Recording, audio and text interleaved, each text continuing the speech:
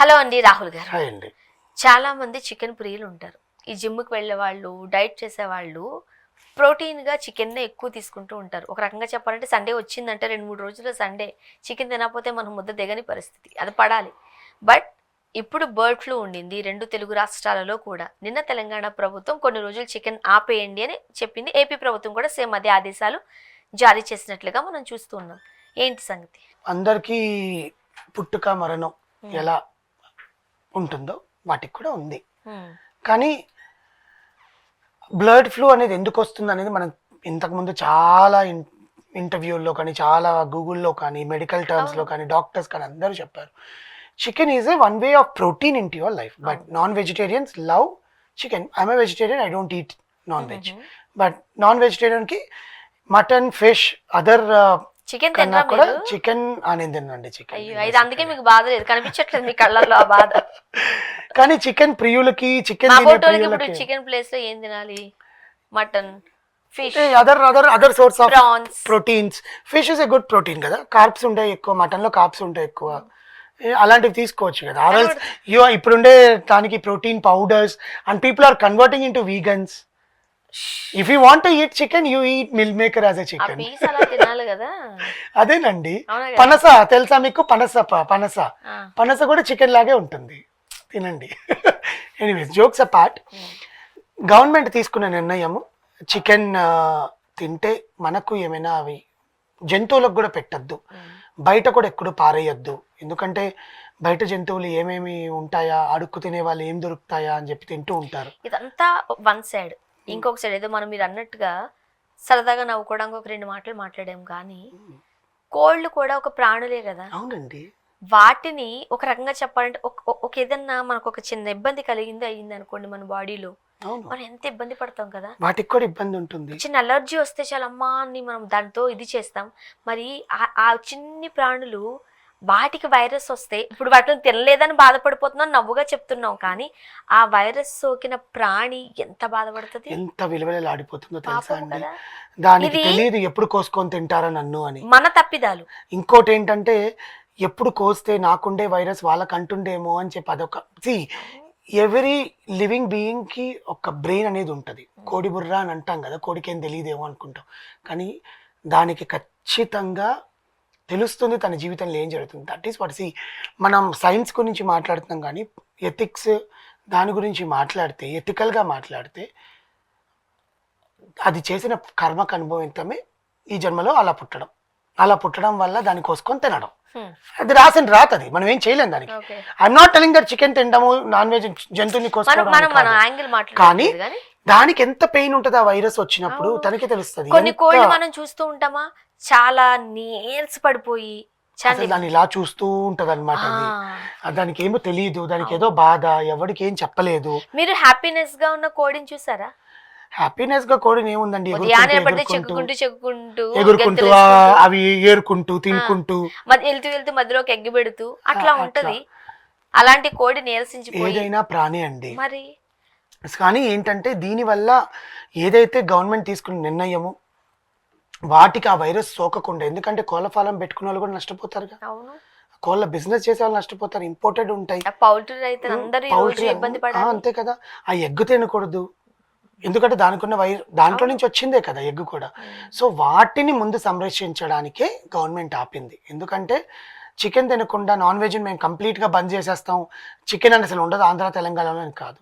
వాటికి ఆ వైరస్ ఎక్కడి నుంచి వస్తుంది, ఆ బర్డ్ ఫ్లూ వైరస్కి సంబంధించిన మెడిసిన్ అంతా ఆ పౌల్ట్రీ ఫార్మ్స్కి పంపించి, ఆ పౌల్ట్రీ ఫార్మ్స్లో వాళ్ళకంతా ఇన్స్ట్రక్షన్స్ ఇచ్చి, వాటికి సర్టెన్ కేర్, ఇంటెన్సివ్ కేర్లో పెడుతున్నారు.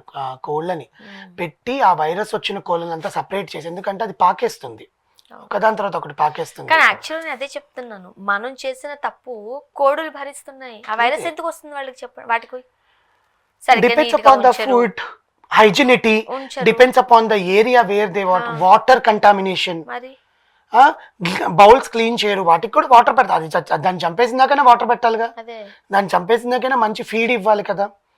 అండ్ దానికి తగ్గట్టుగా వాళ్ళకి కొంచెం మెడిసిన్, హైబ్రిడ్ ఈ మధ్య ఎక్కువ బలవడానికి స్టెరాయిడ్స్ ఇస్తున్నారు కోళ్ళకు కూడా, బలిసిన కోడి అని చెప్పి. బికాస్ ద కోళ్ళలో కూడా వెరైటీస్ ఉంటాయి కదండి, నాటుకోడి, ఇప్పుడు బాయిలర్ అని. తినద్దు అంటున్నారు ఎందుకంటే ఇంజెక్షన్ ఇచ్చింది దానికే అని. అంటే అదే. స్వతహాగా న్యాచురల్ గా వాటిని పెరగనీయట్లేదు. అదే అది తొందరగా పెరగడానికి ఇంజెక్షన్స్ ఇవ్వడము, పిల్లగా ఉన్నప్పుడు దానికి స్టెరాయిడ్స్ ఇచ్చి పెంచేయడము, దీనివల్ల ఏమవుతుందంటే బాడీ తట్టుకోగలగాలి కదా, బాడీ ఖచ్చితంగా తట్టుకోగలిగినప్పుడే కదా అది కూడా ఒక ప్రాణే, దానికి కూడా ఒక గుండు ఉంటుంది, దానికి కూడా అన్నీ ఉంటాయి. దాని కాళ్ళకి ఇంజెక్షన్లు ఇచ్చి దాన్ని పెంచి ఆ దాంట్లో వైరస్ అంతా పుచ్చిపోయి ఎంత నరకం అంటే ఆ పుచ్చిపోయిన కోళ్ళనంతా కాల్చేస్తున్నారు మళ్ళీ. ఆ కాల్చిన దాంట్లోంచి ఎంత స్మెల్ వస్తుంది తెలుసా అండి, ఆ వైరస్ స్మెల్. అది కూడా ఊరవతల కాల్చకుండా, ఎక్కడ డంప్ యార్డ్లో కాల్చకుండా ఎక్కడెక్కడో వాళ్ళ పౌల్ట్రీ పక్కనే కాల్చేస్తున్నారు. అవన్నీ ఎంత ఇబ్బందికరమైన పరిస్థితులు తీసుకొని గవర్నమెంట్ ఒక నిర్ణయం తీసుకుంది, the people who are coming specialist to check the bird flu. ఎందుకంటే ప్రాణులు చచ్చిపోతున్నాయి, మాట్లాడకుండా ఉండని ప్రాణులు చచ్చిపోతున్నాయి, మాట్లాడే ప్రాణాలు పోతున్నాయి దాన్ని తినడం వల్ల. అందుకని గవర్నమెంట్ తీసుకున్న నిర్ణయం మనం అందరం ఆమోదించాలి. ఒక 10 రోజులు ఆగండి, మళ్ళీ వాళ్ళని బాగా ఇంటెన్సివ్ కేర్లో పెట్టి ఇంజెక్షన్స్ ఇచ్చి వాటికి ట్రీట్మెంట్ ఇచ్చి వాటికి అలాంటి వైరస్ ఏం సోకకుండా వాటికి ఏవో టాబ్లెట్స్ ఉంటాయండి, మన హోమియోపతి టాబ్లెట్స్ లాగా చిన్న ఉంటాయి, అవి ఇచ్చిన తర్వాత వాళ్ళకి ఒక 10-15 days రెస్ట్ ఉండాలి. వాటికి కూడా డాక్టర్స్ ఉంటారు. వెటనరీ డాక్టర్స్ ఖచ్చితంగా చూస్తారు. ఆ వెటనరీ డాక్టర్స్ చెప్పింది ఏంటంటే వాటికి కూడా ఒక చిన్న గోళీలాగా చిన్న మెడిసిన్, హోమియోపతి మెడిసిన్ లాగా ఇస్తారు. ఆ మెడిసిన్ని వేయడం వల్ల they will sustain for some time. అంటే వైరస్ మళ్ళీ వస్తుందా రాదా అనేది కూడా వాళ్ళకి మళ్ళీ అబ్జర్వేషన్, ఇప్పుడు మనకి హ్యూమన్స్కి ఎట్ అబ్జర్వేషన్ చేస్తామో వాళ్ళకి కూడా అట్లా అబ్జర్వేషన్ చేసి పెడతారనమాట. సో కోళ్ళని తినడం వల్ల మనకి ఇబ్బంది కన్నా ముందు వాటికి ఇబ్బంది లేకుండా ఉండాలని చూసుకోవాలి. అదే ఇంతకు ముందు మనం స్టార్టింగ్ లో అరే ఎలాగని అనుకున్నదంతా, కానీ ఆ కోడ్ ఎంత బాధపడుతుందో. అది కూడా ఒక ప్రాణి, మరి దానికోసమే కదా గవర్నమెంట్ నిర్ణయం తీసుకుంది, మన కోసం మనం అనుకుంటున్నాం. కానీ వీళ్ళు గవర్నమెంట్ కూడా ప్రధాన వందల్లో పెంచేస్తూ ఉంటారు, ఎంత స్మెల్ వస్తుందో కదా. వందల్లో ఏంటండి అసలు, అంటే యాక్చువల్గా పౌల్ట్రీలో ఉండే స్మెల్ అలాగే వస్తుంది, ఎందుకంటే క్లీనింగ్ చెయ్యరు. అవి షిట్ వెళ్ళినా యూరిన్కి వెళ్ళినా బయట స్వేచ్ఛగా తిరిగినప్పుడు ఎక్కడ పోతే అక్కడ పోతాయి, మళ్ళీ వచ్చి దాని ప్లేస్లో పడుకుంటుంది. అది నీట్గా ఉండే ప్లేస్లోనే పడుకుంటుంది. జంతువులు చూడండి, వాటి షిట్లో అవి పడుకుంటాయా, వాడి యూరిన్ చేసిన దగ్గర అక్కడ పడుకుంటాయా? ఇప్పుడు సాధారణంగా ఊళ్ళల్లో పెంచే కోళ్ళు డే అంతా అలా తిరిగి వచ్చి గంప కింద పడుకుంటాయి, మళ్ళీ వాటి గూటి దగ్గరికి వచ్చేసి పిల్లల్ని పెట్టుకుని అక్కడే పడుకుంటాయి.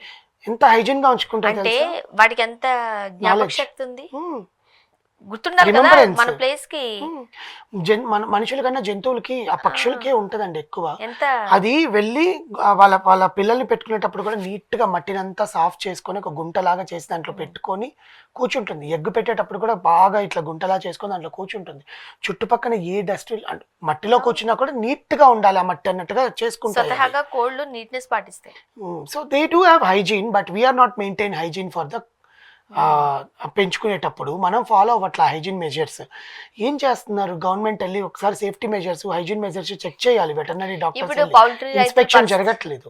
ఇప్పుడు పౌల్ట్రీ రైతుల పరిస్థితి ఏంటి అని అనుకుంటాం. ఆ రైతులు సరిగ్గా ఉండుంటే ఈ రోజు వైరస్లు రావుగా. అదే చెప్తున్నాను, ఇన్స్పెక్షన్ చేస్తే ఆ రైతులు సరిగ్గా ఉంటారు. నీ పౌల్ట్రీ సీజ్ చేస్తాం ఇప్పుడు బాధపడిపోతారు వాళ్ళు, అయ్యో నష్టాలు వచ్చేసాయని.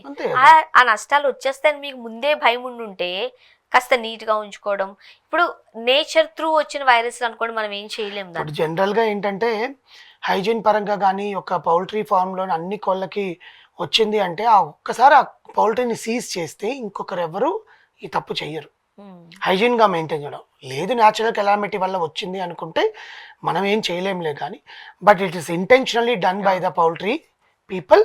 గవర్నమెంట్ ఖచ్చితంగా దాన్ని సీజ్ చేస్తే వాటిని కాపాడినట్టు ఉంటది. అంటే హెల్తీ, అవును, కొన్ని రోజులు తినకుండా ఉంటేనే మంచిది మన ఆరోగ్యం. Healthy food. Thank you so much.